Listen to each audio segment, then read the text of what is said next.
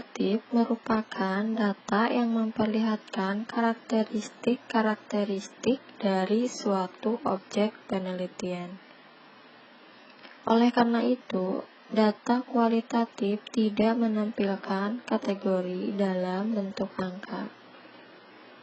Tabel yang digunakan untuk data kualitatif disebut dengan tabel distribusi frekuensi kualitatif.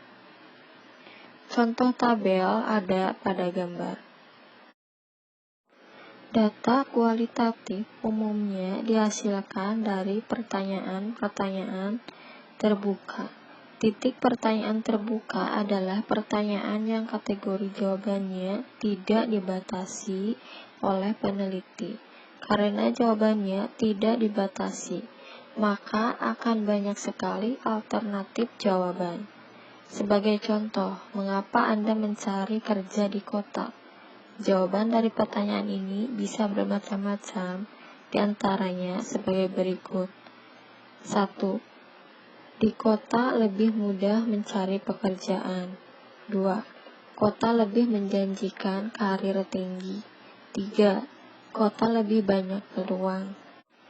Dan lain-lain.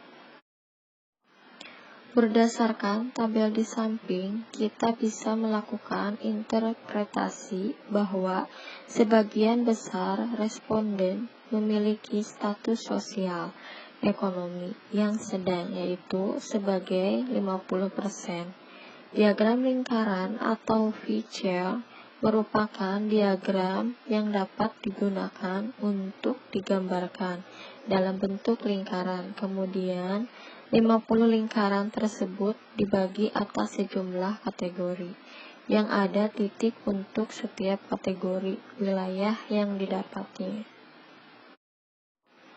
Bisa kita lihat pada diagram di atas terlihat bahwa yang paling banyak dikemukakan oleh mahasiswa dalam memilih perguruan tinggi adalah biaya pendidikannya yang tidak terlalu mahal, yaitu sebesar 33%.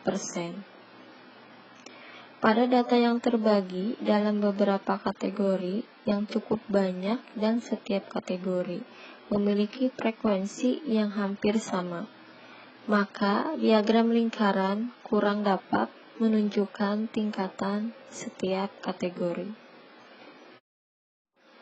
Bisa kita lihat pada diagram di atas, batang setiap kategori diwakilkan oleh suatu persegi panjang. Rumah di mana tinggi dari setiap persegi panjang ditentukan oleh frekuensi masing-masing kategori.